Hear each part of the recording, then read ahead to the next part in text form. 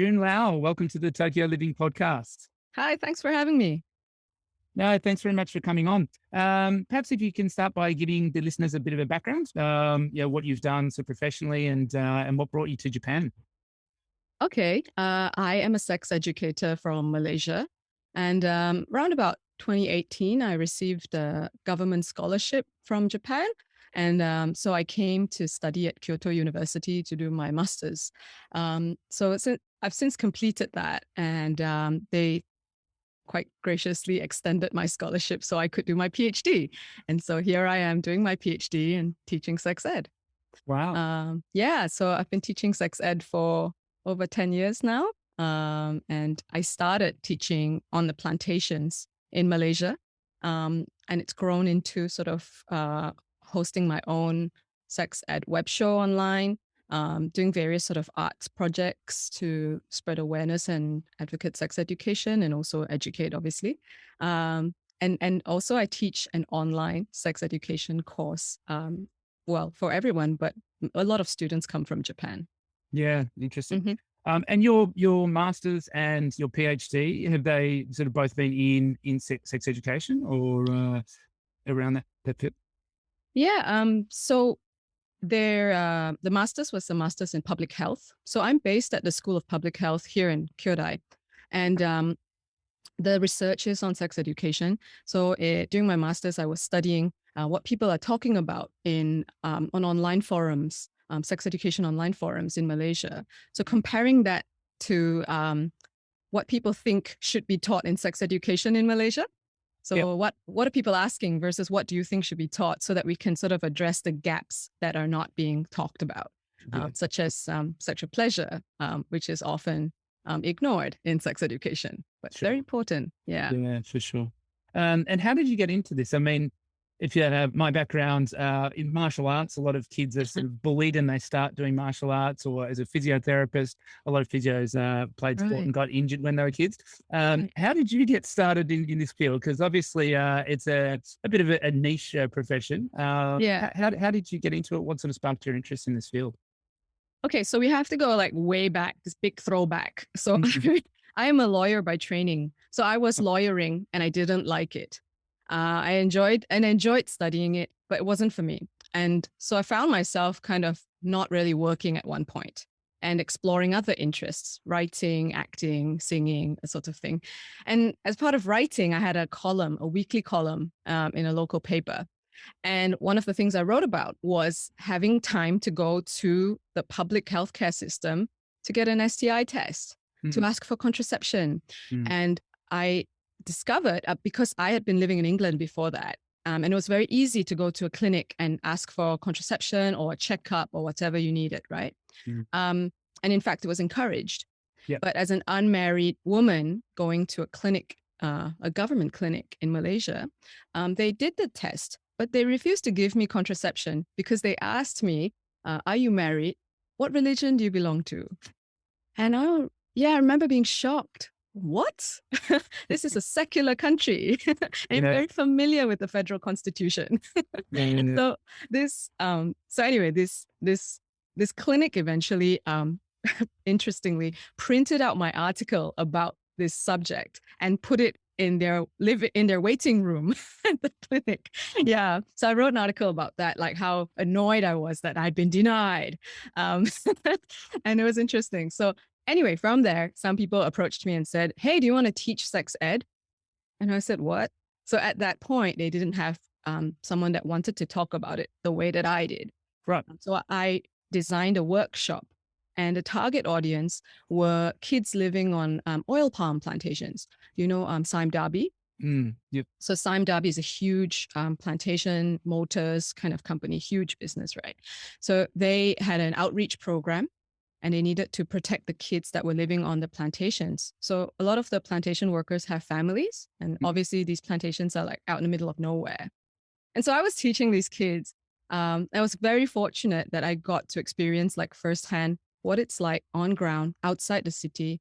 What do these kids think about? And, we toured the whole of Malaysia peninsula just to get an idea of what was going on. So I was able to get a very good grasp of how kids in different areas of the country think. Mm. And I loved it. There were some kids that didn't know who Beyonce was, Right. and I live in the big city in Malaysia, and you're just surprised. Wow, going up north, people are more rural, and it was very interesting. Uh, And and when you then say kids, sorry, mm, what sort of ages were you teaching to? between 12 and 17, Yep. so they were high school kids. I was teaching on the plantations, and then the funding stopped. Okay. And there's this. People don't like sex ed because it's a difficult subject. Yeah. It's much easier to fund things like cyber safety, like Yeah. wear a helmet when you're on a motorcycle, these kinds of programs. So the people in charge decided they would axe the sex ed program. And then I decided I don't want to stop. So I started doing my own thing. And that's when my sex ed show started, my own workshop started, my own curriculum started. And here I am today. Yeah. I've been really lucky because people have taken interest in my work, and so over the years, I've had the privilege of my work being shown to a wider audience outside of Malaysia. So I'm really lucky in that sense that I get to keep doing what I love. Yeah. And that was going to be my next question. But so the audience that you have, where is it sort of based? Do you do any work with the Japanese community? Is it still a lot sort of based in Malaysia, even though that you're now living in Japan? Or do you have clients or audience in Western countries as well? Yeah. So interestingly, I did a workshop for kids in Slovakia a few months ago. And I mean, word travels, and I'm very lucky. So people call up and say, "Hey, we want you to do this program," and they have faith in my approach and that I will address the problem and not skirt around the issue. The clients right now, they come from all over. So the kids in my class right now, I have one class right now because I'm very busy with my PhD. So I try to balance. I'm only able to teach that many hours. Yeah. I have an Australian kid in my class, Singaporean kid, a lot of Japanese kids. Yeah. Um, I think in a couple of weeks, we will have some kids from Dubai as well. Yeah. So they come from all over as long as the time zone works. And Right. yeah, but I'm based in Japan, and unfortunately, I cannot speak Japanese. Yeah. So I cannot teach in Japanese. There's a lot of work being done by locals on sex education. I'm Yeah. not 100% certain of the approach, and I'm pretty sure maybe it's not so similar to my approach, but you got to go with your strengths. Yeah. So I speak English, and so I reach out in English, and a lot of people have been talking about doing interpretation. Yep.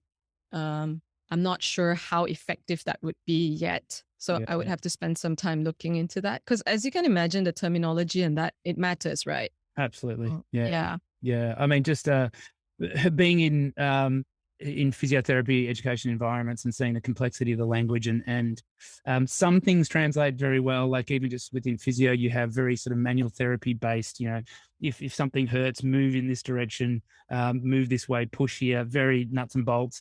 And then on the other side of being to seminars, which are talking about pain science and very, very complex neurological, psychological elements that are extremely difficult to translate. And if you miss some of those, even just a slight misinterpretation of those key elements can completely change the context of what the message you're trying to get over. So, I think that interpretation for that type of thing would be very difficult and something that you'd want to get 100%. That's right. With. Yeah. That's right. So the I guess structure of your lessons at the moment, is it like a course, a certain number of lessons that you do that the students basically graduate from, and then you have another cohort? And if so, how long does that last? How many lessons would you typically do? Right. So the lessons, the content of the curriculum is based on international guidelines.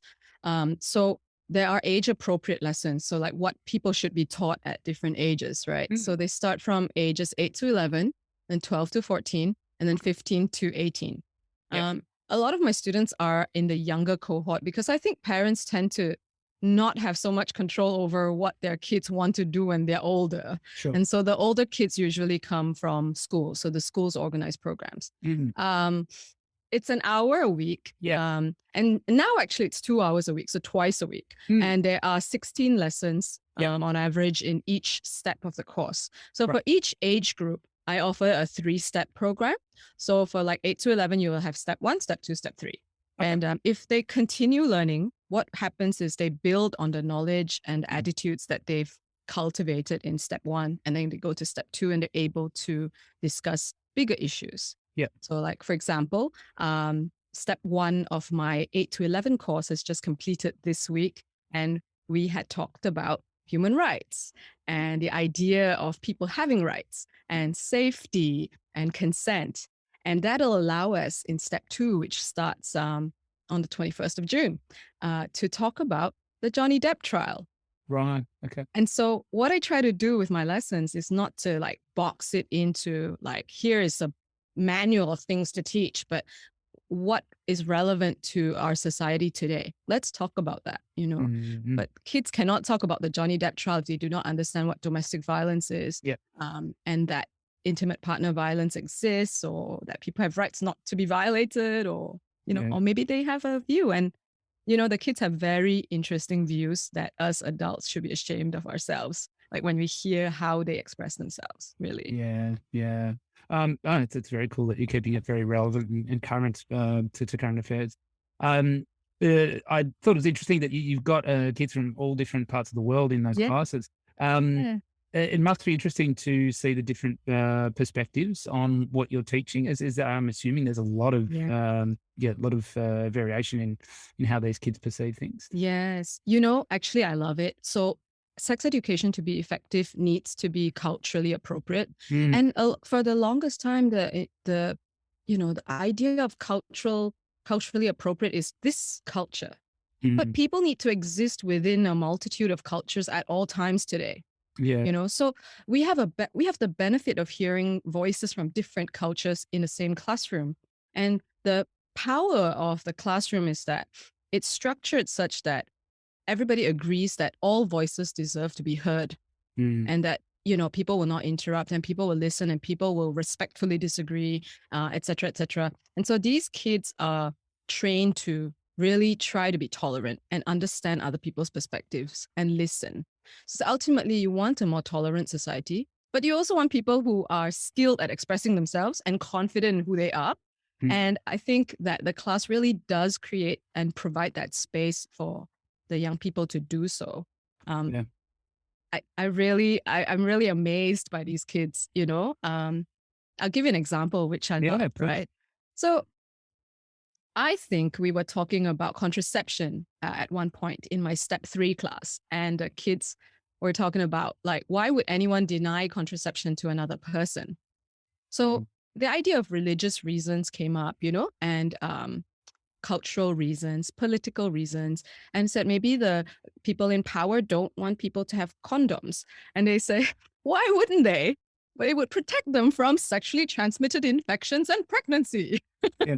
And I said, yes, I agree with you. Why don't they allow people to have condoms for free? And then they said, but religion. Some kids had been raised atheist, for example. So they said, and very innocently at age 8 would say, what is this nonsense about God? There is no such thing as God. And then other kids would be like, you don't believe in God? Yeah. And then that is the perfect moment for a good teacher to say, wait, hang on, let's not fight. Let's hear. Why do you think there's no God? Why do you think there is a God? Mm, Are you comforted by there being a God? Are you comforted by there not being a God? And what do you do when you meet somebody like now you guys are friends? What yeah. do you think if you have different views? Does it matter that she doesn't believe in God and you believe in God? Not really. I still think that people should have access to condoms. Yeah. Oh, great. So you guys have found some common ground. Yeah. Wonderful. And Yeah. then you move on. That's Yeah. it. It's I, fantastic. So it starts with sex ed, but you're taking in, yeah, you're teaching a yeah. variety of different life lessons Yeah. from that as well. Yeah. Yeah. I think that's what I really want people to know about, that it's not just reproduction. Mm, That these are life skills. And they think like, what does this have to do with sex ed? I can teach this myself. And, like, well, I can teach this thing. But honestly, there are some conversations in the class that I know that people are not having at home. really. And on top of that, you have to understand maybe kids don't want to talk to their parents about certain topics. Yeah. this gives them some space to talk to other people. Yeah. And, Yeah. I have very good communication with the parents too. So the parents always know what's going on in class and what's going on with their kids. Yeah. So, Yeah. Yeah. I mean, I guess it might be thought of something that shouldn't be outsourced to someone else. Like it should be a parent's yeah. responsibility to have those conversations with the kids. But Are like you you a say, parent, Sam? I am. Yes, I have 3 young children, so 6, 4, and 8 months. Um, What do you think about sex ed? I haven't thought of it. I haven't. Right. um, Right. yeah, I'm just trying to think because I haven't really talked about any of those sort of topics with my kids. I mean, the oldest is almost 7, but still that hasn't really Mm. really come up. Um, and I'm just trying to think back to when I was a kid and the things that I can remember. One, I was in I think grade 4, so I was probably 9 or 10, and we're just sitting there in class, and I can remember the boy, his name's Stuart. He just sort of yelled out in the middle of the class at a quiet moment, "Mike Tyson raped someone." And so this was when, Mike Tyson, who was, at that time one of the biggest athletes in the world, was charged with rape. And the teacher just sort of froze. Yeah. And I could remember the look on his face. It's like, oh shit, I'm going to deal with this now. Yeah. Um, and I'm pretty sure there were 30 kids that at the end of the day got in the car and said to mum or dad, what's rape? And Yeah. those parents had to have that awkward conversation, which Yeah. certainly after that conversation, I was no clearer on what rape was. Yeah. And so I think that, what you're doing in terms of like setting the background, setting the Yeah. context for all those lessons to occur, I think is a wonderful thing. But to Yeah. be honest, I haven't really given much thought to how we would go about having those conversations with the kids. Yeah. I think most parents don't, because you're enjoying the innocence of the child and that they're so cute, and then suddenly they turn into teenagers and what happened to my child? That's generally how it goes. But increasingly we are seeing that you need to be talking about safety and um, safe touch, unsafe touch, stranger danger, things like that from a very young age, identifying the correct names for body parts, my penis this and my vulva that. Yeah. Not like my pee-pee, Yeah. things like I would not like you to hug me, but I don't mind shaking your hand. Or I don't feel comfortable in this situation. May I please be excused? Mm. Things like that, teaching them how to express themselves from a very young age, how to set boundaries, how to negotiate. Is it all right if I do the dishes after I've played with my Lego for 10 minutes? Because I really need to build this idea that I have right now. Yeah. Yeah. Okay. Like that negotiation, you think it's just kids like being cheeky or what, but no, that extends to their future relationships as well. Yeah. Is it all right if we don't have anal sex because I don't like it? Yeah. Yeah. Sure. This kind of talking you have to teach from a very young age, because they don't have it otherwise. And I know it's scary, and it's interesting you brought up this example, because the exact same thing, Mike Tyson raped somebody, not Mike Tyson, but the topic of rape came up in class, and it really upset one of the students in my class. And so the parent wrote to me and said that she was quite she had to deal with that. She wasn't upset, but she said the kid was quite upset by the idea that someone could rape another person. And I said a lot of what sex ed is desensitization. So Mm. if you make something less scary, you can talk about it. So Mm. condoms, for example, I teach what condoms are, and then I ask parents to buy some condoms from the drugstore and let their kids touch it and play with it. And this is a very powerful lesson. Mm. The parents endorsing safety Yeah. and encouraging it from a very young age, and the kids not being afraid of the condom and understanding how to tear open the packet, how to put it on this rolling pin. Understand also your penis may not look like a rolling pin, all sorts of things like that. I really think like your Mike Tyson example is excellent, because you see the other way it could have gone, right? Yeah. Where everybody is none the wiser. Yeah. And actually the condom example is a great one as well, because I can remember the first time most of the kids in my primary school had seen a condom was on the way back from an assembly in the senior part of the school. And someone had spotted a condom in the bushes and drawn attention to it. And then you just see swarms of like 30 or 40 kids gathering around this bush, laughing at the fact that there was a condom there. Ah, But again, like you're saying, desensitizing kids to that sort of thing at an early age, you can see how that has a lot of value for sure. yeah. The fact that you found a condom in the bush, part of my condom lessons for the older kids is how to dispose of a condom and Uh, why you shouldn't throw it in a in the bush or bush. flush it down the loo. Yeah, for sure. Yeah. Yeah. Just looking at some of your social media and things like that, you tend to be very sort of upbeat and like casual with your approach. Do you tend to use a lot of sort of humor and that with your teaching to try and desensitize, Yeah. make people comfortable? Yeah. I mean, I think the idea of a sex ed teacher, like, I get this a lot, right? So my whole life is just people going like, ooh, sex education. Do you really like sex? Sex. Yeah. I just think it's ridiculous because this idea of the sex educator, and of course, you see a lot of this on social media. Today, ladies and gentlemen, I'm going to review this dildo.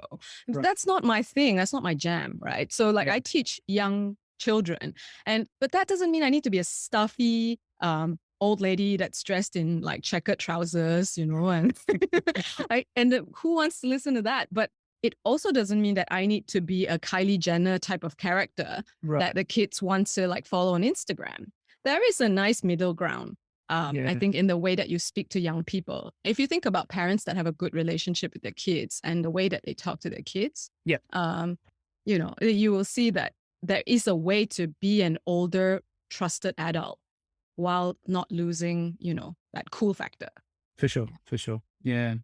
Um, so you obviously do all your teaching online, and in the last 2 years, 2.5 years, there's been a lot more, well, of everything, whether it's been meetings or education occurring online. Do you think that is value to doing what you do online to make the students a little bit more comfortable and Yeah. make it a little bit less threatening than they're being in a classroom and doing? Yeah, I mean, definitely. I mean, I used to teach live sessions, Mm. and then now I teach online exclusively because, like you said, a pandemic, and also because there are merits to it that I've seen. Privacy is a big factor. So when you're teaching a class and kids feel uncomfortable, sometimes they can turn off their camera. Like, they may not want people to see them crying, for example, if they've been traumatized by something. Mainly, it's the ability to ask questions. So online, you can allow the kids to ask questions anonymously. Kids very often send me a chat privately and say, Miss June, can I see you after class for 10 minutes? Which is something that I always say at the beginning of every class. If you want to talk to me privately, you can. So just tell me. And then after class, and kids all understand too. Like, they'll be like, okay, everybody get out of the room. Now I'm going to talk to like Janet, right? Yeah. And okay, bye bye. Nobody's ashamed or anything. Mm. Or sometimes they don't want to be identified. Then, okay, bye bye bye. And Janet knows to stay there. Yeah. The anonymous question box allows us to receive questions from students without them, being ashamed of what they're asking. It also allows us to seed ideas. So sometimes I put a question there. Yeah. And they think, oh, people are asking about this. I have a question too, because, for example, I have noticed in class that they haven't pursued this line of inquiry. They haven't been curious about this part. So I want them to be. So this anonymous thing works both ways. Also, sometimes students are very shy. So you have, like, for example, the reaction button. Right. You often get students who like press the go faster, slow down button. And then, and you feel like, oh, now I feel bad that I've gone too fast, or is this boring? Yeah. But they genuinely feel like, I get it, let's move on. Or like, go slower, I don't understand. So that's very helpful, which you don't get in a real life classroom. And No.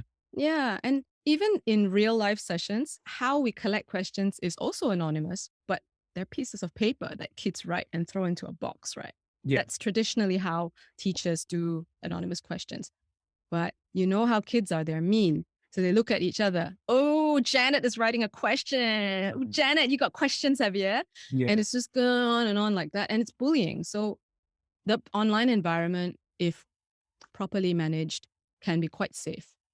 Are there some tips? So obviously, you're doing the educating and you're a professional in it. For parents who, I guess, do you have any sort of tips, a couple of basic tips for parents if they are sort of going about their sex education by themselves? So some basic things to consider when, Yeah. when sort of broaching these topics with their kids. Yeah, sure. So I've done a bunch of parenting workshops, and there's some videos on my YouTube channel too that they can watch. So explaining things like how to talk to kids about porn, what to teach in sex education. But mainly, I think parents are looking for some kind of blueprint, and there isn't one. Right. You need to know, okay, here are these manuals that the UN agencies produce, for example, they're available online. You can download them, right? Yeah. But are you going to comb through 300 pages? You're not. Like, and even if you do, you may not really get what they're talking about because it's unnecessarily convoluted. Yeah. So, you know, I'm in research, so I have to read this stuff. So, okay, if you have a breakdown of topics that you should cover, right? How are you going to cover it? It's up to you, right? Are you going to design all these lessons by yourself? That's up to you too. There are books available. My opinion on a lot of books is that they oversimplify topics. And my fear with books is that parents buy the book, give it to the kid, and that's one box ticked off. Right. Yeah.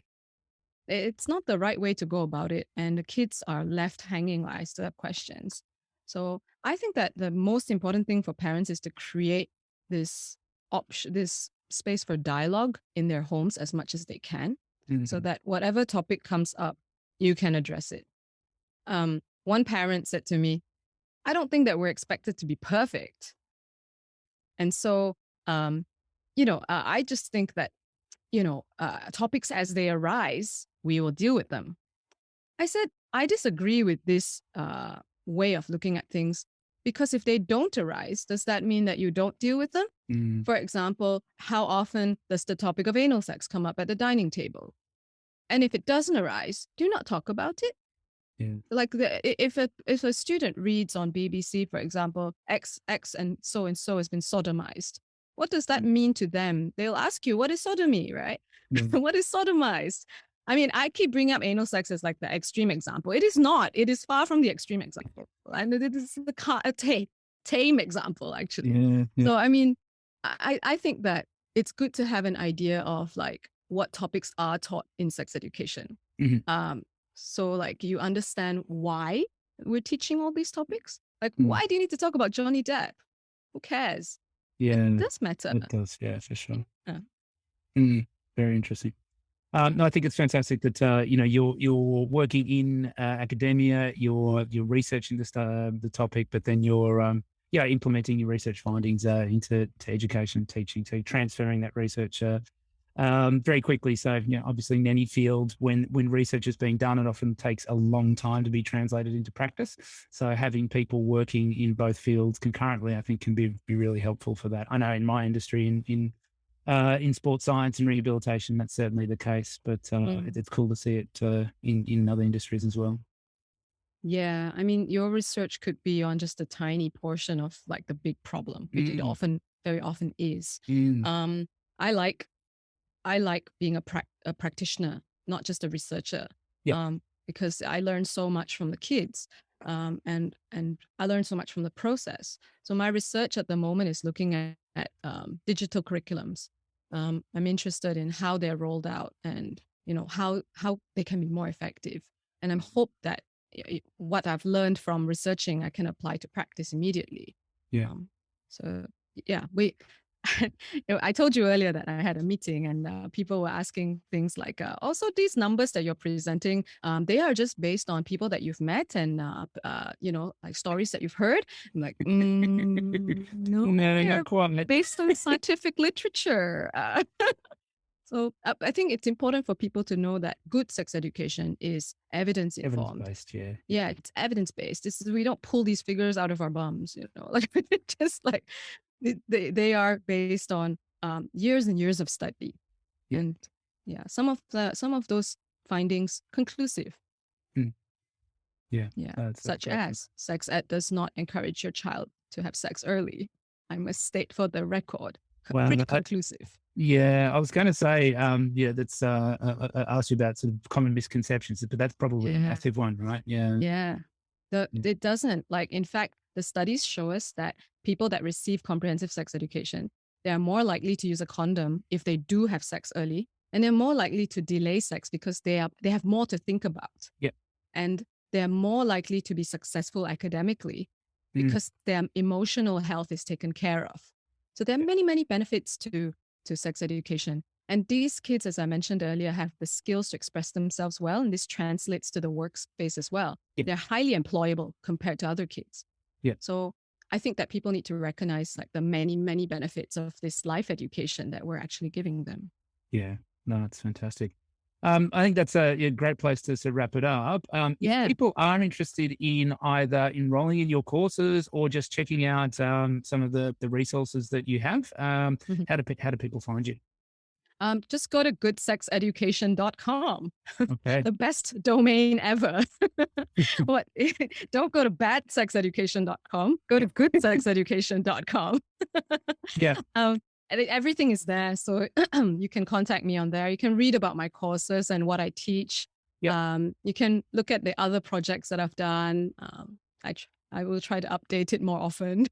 Yeah. And are you fairly busy on social media as well? Do you tend to post there or I try, but try? I'm very bad. I have to say, I'm very bad. I try to write more long form nowadays so that Yep. they exist as little essays. Yep.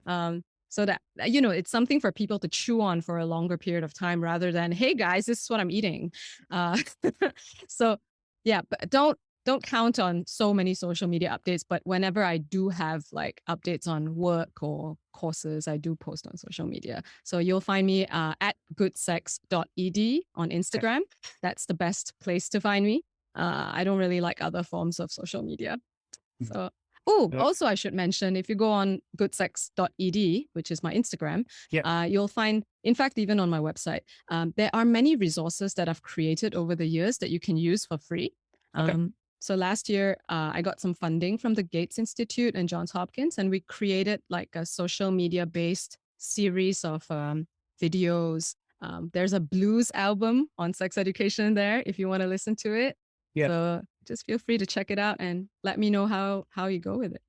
Awesome. No, that's fantastic. And we'll link to your site and your socials in the show notes. Thank you. So thank you for sharing that. And yeah, thank you very much for coming on, Jude. It's a fascinating topic, and me as a young parent, so it's obviously something that's very relevant, but I think very relevant to a lot of our listeners as well. So yeah, I'd encourage people to check out your resources, and if they are interested, what are do you generally have sort of wait lists for your courses? How easy is it to get in? What's The issue is timing really more than mm, that. So I think I have a lot of things going on. And so I'm not able to have, like, for example, schools have multiple slots where kids can sign up to join, right? But I'll very often only have two available time slots. And many people say that clashes with their current commitments or whatever. I try to limit the size of the classes, not mm, too big. yep, So maximum I would have is 30 students, 35 students. But it usually is much less because people can't make the time or whatever, which is fine. So yeah, yeah, yeah. Awesome. Well, thank you very much for coming on. And thank you. yes, we'll yeah, perhaps look forward to getting you on again in the future for another chat. Yeah, I'd love to. All right. Okay, thank you, Sam. Thanks, June. Take care. Have a good Have a day. great rest Bye. of the day.